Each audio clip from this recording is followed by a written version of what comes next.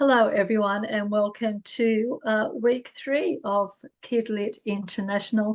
Tonight, I have with me the usual crew of Karen, Holly, Sarah, and Chris. Josh, once again, won't be with us for this season, and Michelle, unfortunately, is unwell this week. But we're going to dive right in because we have with us illustrator Kym Langfield as our special guest tonight. So, welcome, Kym. Thank you so much for having me. You're welcome. Tonight, we are going to be talking about the illustration process. A lot of authors, people in general, are just curious about the process, how it works from the initial concept of getting a manuscript, as you would. You see the words. Take us from there. What happens after that? So when I'm sent a manuscript, I take my time, like I read the story quite a few times, but almost instantly the images pop into my mind. So I find that like good readers do, I'm visualizing the story.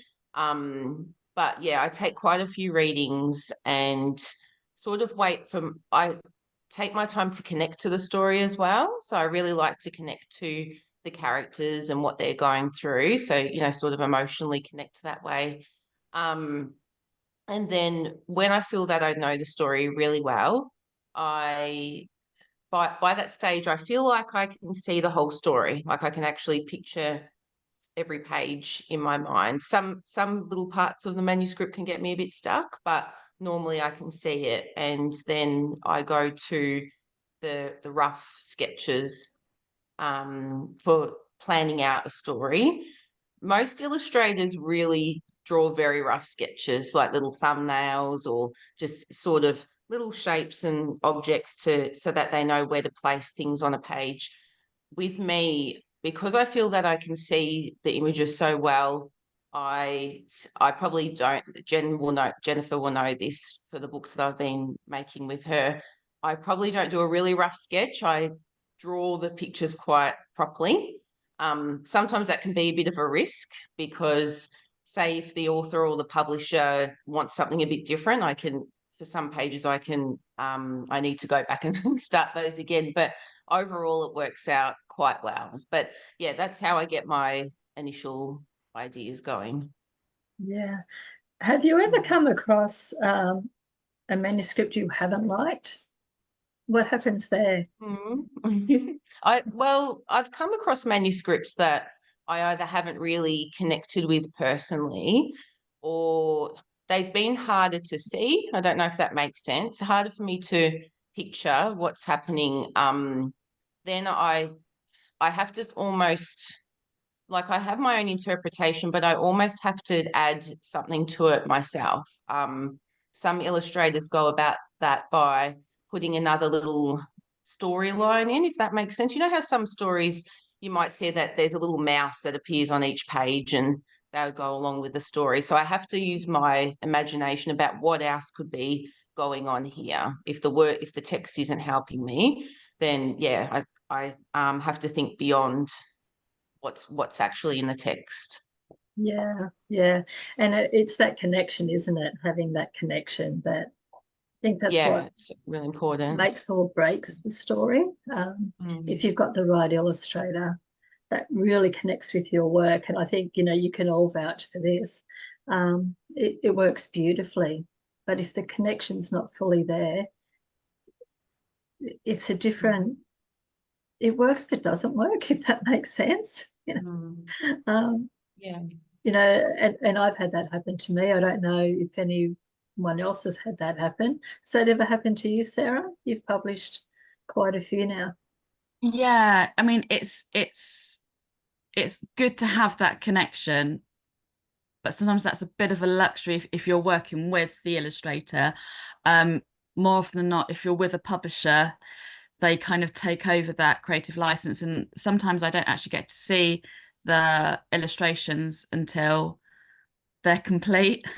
But as a writer, you kind of have to give that up a little bit, which is why I've loved doing kind of self-publishing or working with sort of smaller indie publishers, because you still get to kind of see that process and have a little bit of a say, but you do have to give your story up a little bit and trust that illustrator, because, you know, as you were saying, there's this other story that's going on beyond your words, and as a writer we can't write the story and then write all this back history, and you know that's just not going to work. So we, you know, and we want the child to have that full immersive illustrative experience when they're reading a book and they're seeing a different storyline, they're seeing different things going on, and there's that kind of back history and sort of stories in the background going on. So I'm just hugely fascinated by what illustrators do, because when we write books, I don't know about the other guys, but when I'm writing, I visualize as well. I mean, I cannot draw, and I've said this so many times,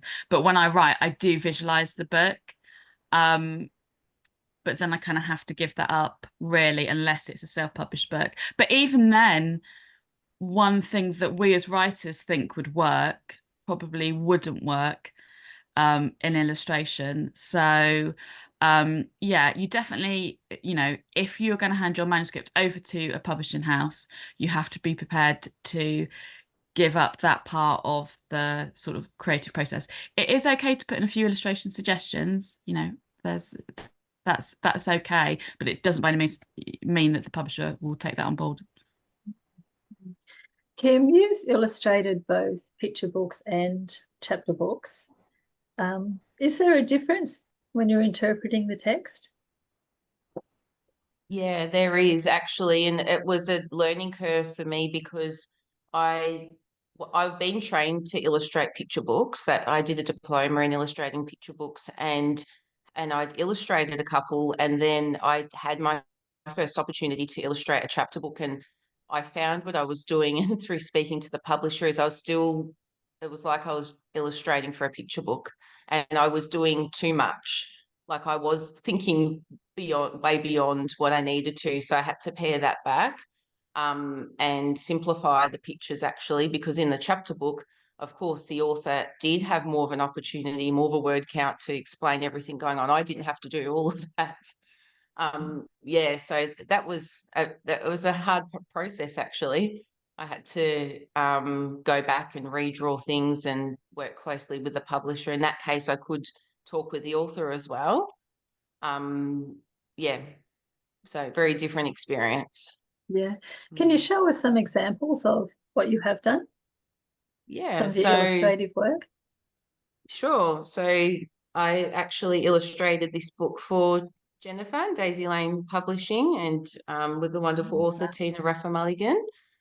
So Solo Dan was one of those manuscripts that when I read it straight away, I connected with, and yeah, I connected with it emotionally. So that was a wonderful experience, getting to know Dan and everything he was going through in his life. And it's one that is a bit of an emotional roller coaster, isn't it, Jennifer? It is, so, yes. Because yes. Dan's one of those characters that he's pretending everything's fine that's going on as an orphan. But then as we get to know Dan, we realise that he's not really that happy, and he longs for a family. And it all turns out really well. There's a family that takes him in. So yeah, that's a beautiful story. And the chapter book that I had the privilege of illustrating for one of my good writer friends, Deborah. So this one, I didn't have to come up with a lot of illustrations because they were more spread out at different parts of the story. Find you an example. So the funny thing was I illustrated them quite big, almost A4, but they were shrunk down into some little pictures. Little tiny. So this one was completely different because the main characters are cats. So cat detectives solving a big mystery, and they were working against some evil rats. And the story all ended at the end with a bit of an action scene between the cats and some rats, and I think there were some evil weasels in there as well, and all Yeah. black and white drawings, which again is Ah. different for me. So Yeah. I didn't get to get out my watercolor paints that I do love, but it was still fantastic experience. Yeah. You just mentioned you drew them like almost A4. Is that something Yeah. you automatically do, or? So with the picture books, I'm always given the measurements of the exact measurements of the paper size, what I need to create, but I wasn't given that with the chapter book. So I just, got out some A4 paper. If I can, I prefer to have something a little larger to draw with, because it is hard to sort of squish in all those little details, have a bit more space to play around with. But then I was surprised how small that they needed to be in a picture, in a chapter book, of course. Yeah. Karen, tell us about your experience. We've done both traditional and self-publishing. Two different scenarios working with illustrators. Very distinctly different.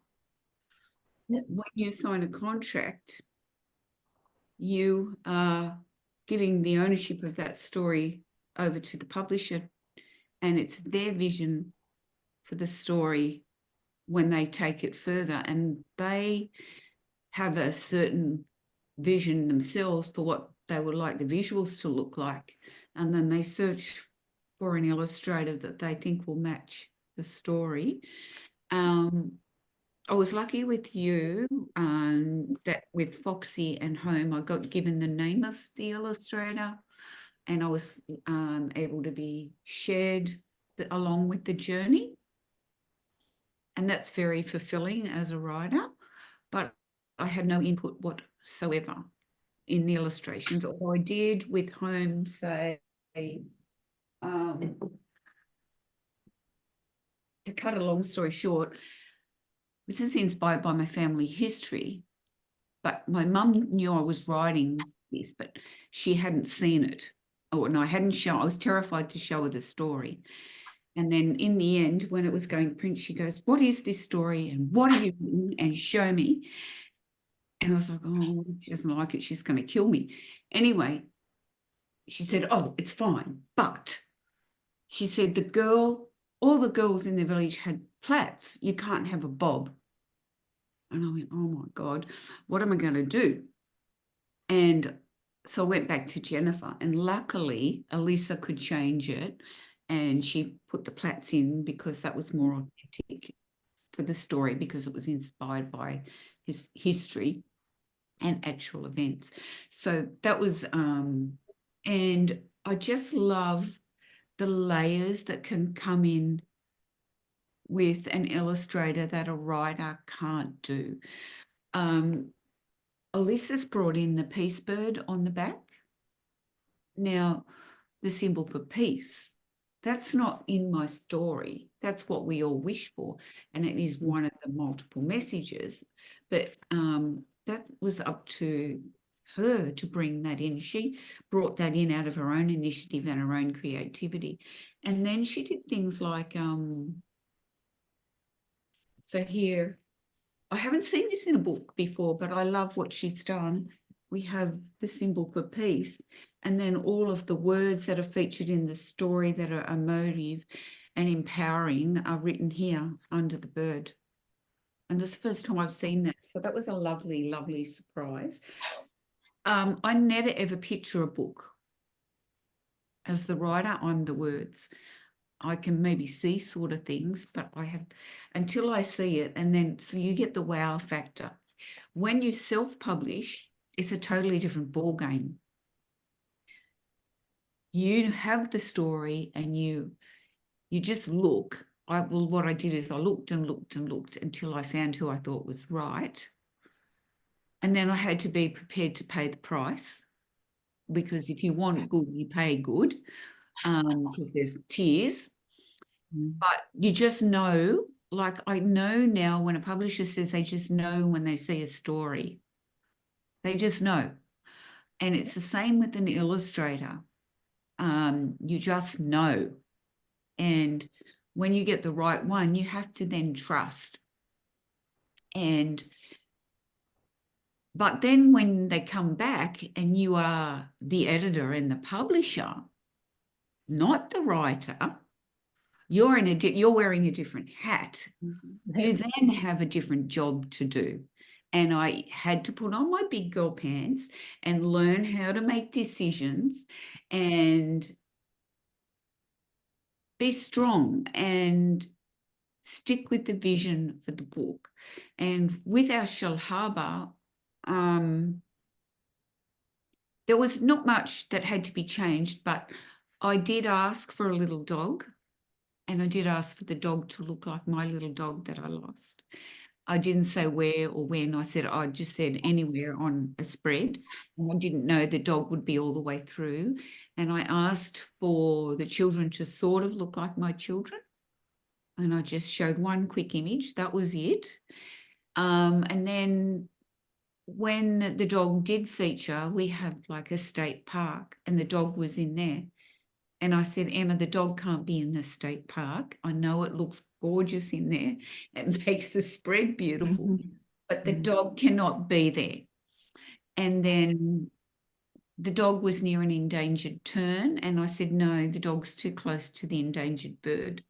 I love that scene, but no, we can't have it. And then there was a scene, my new puppet. I'm in love with puppets at the moment. Just quickly,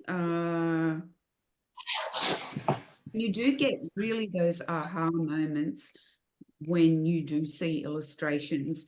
And I cried when I've seen the illustrations for, like, especially Home and our Shellharbour, and even like another one, Feathers, because they just wow you. But in here, Emma had these little clownfish. So I had to go to the dive shop, and you have to check the accuracy when you're doing a place or something of the illustrations, even though it's creatively wonderful. And I said, maybe you might get the odd clownfish in Shellharbour, but they're not endemic to here. So they can't be clownfish, Emma. But she said, but it looks, the colours and everything, it looks, and it's a picture book, can't they stay? And I was like, oh my God, no. And then I had to find an orange fish that was local that could take the place of the clownfish. So the colours would all match. So then it came down to me liaising with people that dive and going to the dive shop and researching fish. And the other thing that an illustrator does that is adds to the story and can extend the story and really take the story further is the end papers. Sometimes the opening end paper and the closing end paper are similar, but one will have something to do with the start of the story and something to do with the end. So the end papers are a wonderful way for the illustrator to bulk the story up with more multiple layers. But yeah, so but if you want that, you pay for that too. You can't just say, oh, I'd love end papers. Yeah. And things like that. And even the cover, a cover's not included in when you negotiate. And then you've got to work out, well, how much am I going to pay for a cover now? But I stayed clear as a publisher. Jennifer knows this because I said, no, it has to be the boat harbour. And Emma and Jen had a look for me too. They liked the whales and the mermaidy scene. And I went, no, I live here. I know it has to be the boat harbour. And I had to go with my gut. And I had to tell Emma that's what it has to be. And it proved to be correct. So you have the writer, the illustrator, and then you have the editor and the publisher and everything else, and then the printer. And even that is nerve-wracking because there's bleed lines, and if it's not done properly, it's chopped, which you can talk about, Kym. So much more.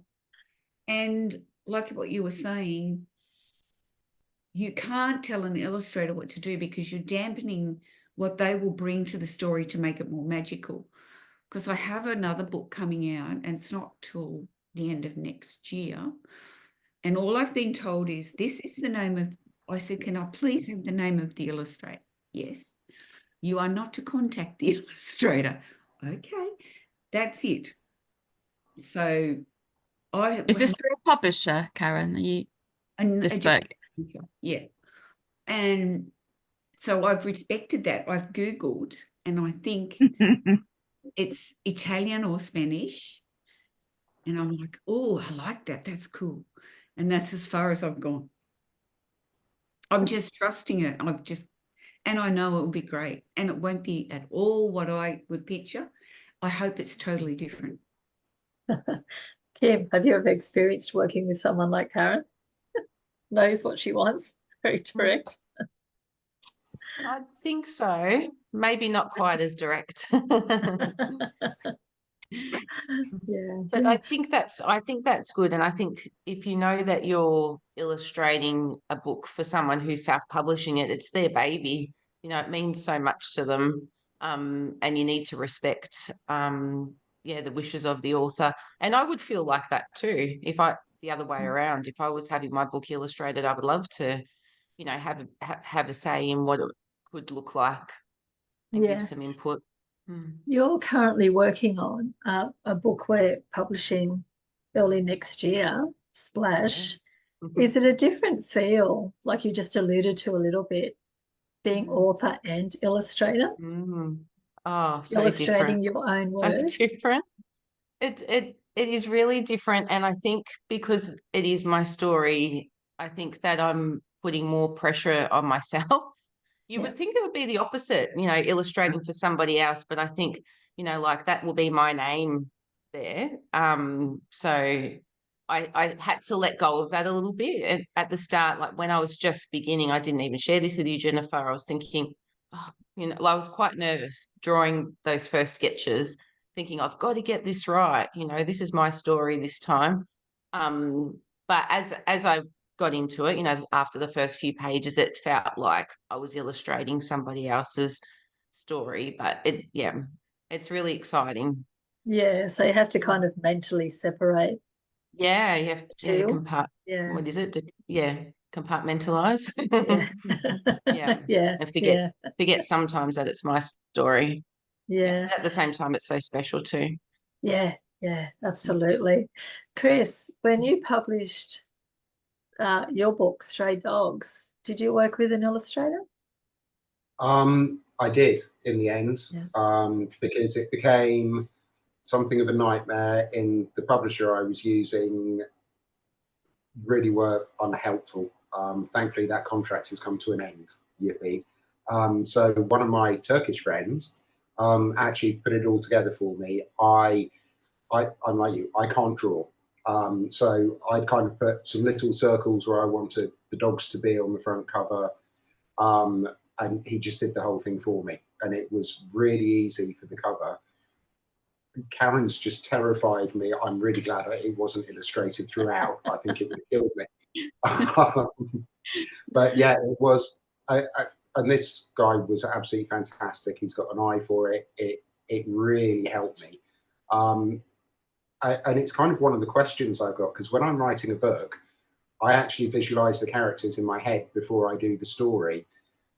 When you get a manuscript, is it kind of you visualize what the characters are going to look like first and then the story comes, or the other way around? I just find it intriguing the way the process, when an illustrator gets the manuscript, how you go from reading that story. Is it character or is it story that leads to the illustrations first? Great. You want me to try and answer that? Yeah. I think it's character, actually. you know, because I think as you're getting to know a character, you're stepping into their shoes, aren't you? And having that empathy for what they're going through. So I think the characters, yeah, at the forefront. And it's a funny one because a picture book, the author can't use too many words to describe what a character looks like. So I was lucky with Solo Dan because Tina quite clearly wanted Dan to have red hair, didn't he, Jennifer? Like wild red hair. Yep. So yeah, so that was easy, but yeah, you don't always have a description for characters. So it really is what's popped into my mind. And yeah, if the author's self-publishing, that's good because you can chat and say, you know, is it okay if I draw them like this? You know, do you see this as well?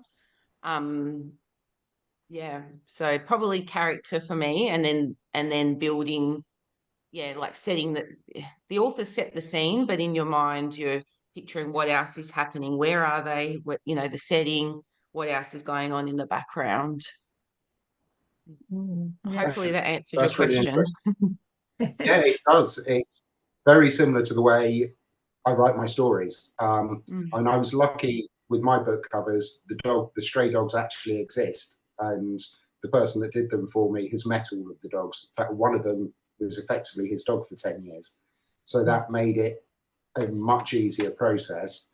One of the books I'm coming up with, I'm talking to another friend who's an illustrator because I've got a very clear image in my head, not of actually what it will look like, but I want the cover to tell the story that's inside.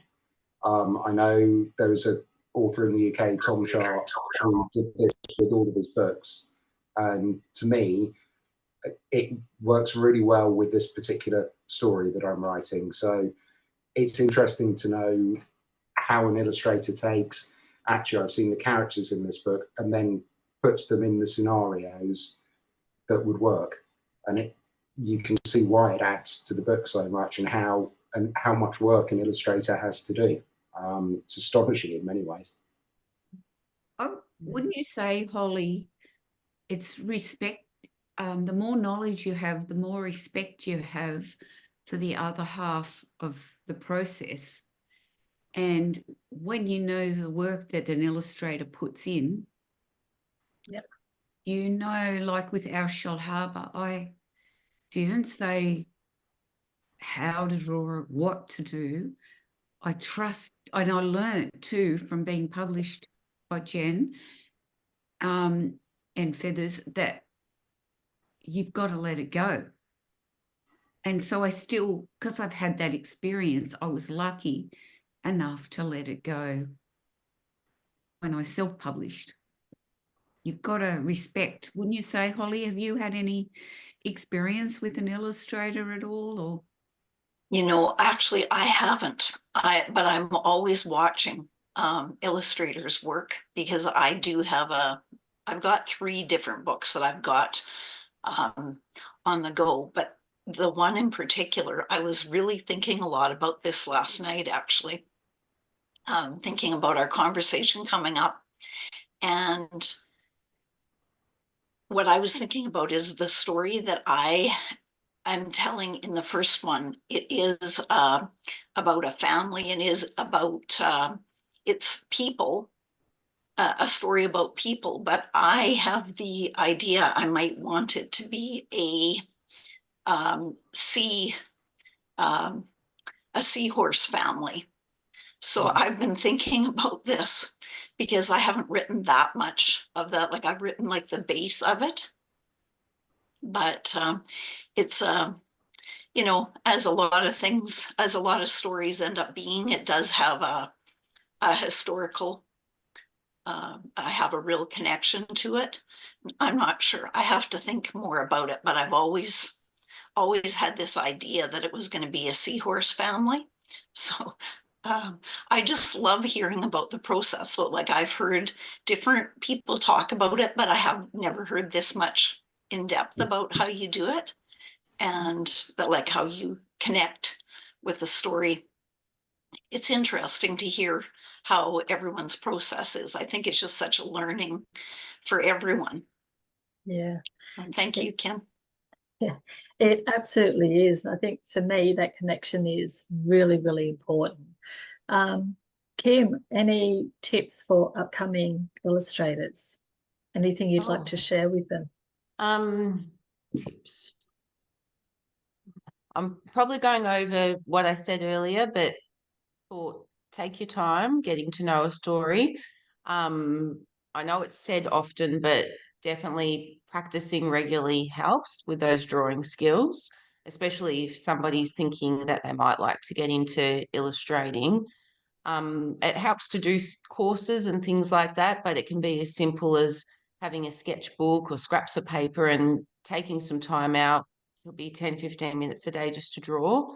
Earlier in the process for me was I'd go to the library and borrow picture books from illustrators that really appealed to me, and I felt like I could have a go at their style.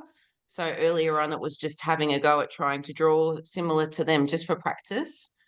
And probably connecting with online groups. So early in the piece as well, I joined the 52-week illustration challenge, which was set up by Tanya McCartney, and that did wonders for my confidence because it gave everyone a chance to draw to a prompt each week and share, and in a safe positive environment, and to get a little bit of feedback. A lot of it was positive, but somebody might have said, oh, maybe try this or try that.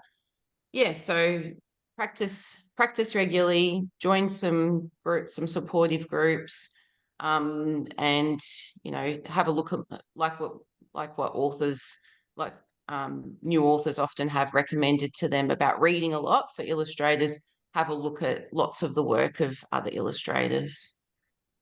Yeah, and I think it's important too to not only look at illustrators, as we say, like as writers in your genre, but look at someone who may design work totally differently to you, because that just opens up a whole world, another whole world. Yeah. That's So, true, actually, seeing how other illustrators go about their process or how they might look at a picture differently to you, their perspective. That's a really good suggestion, actually. I guess I just find I hear that a lot with writers.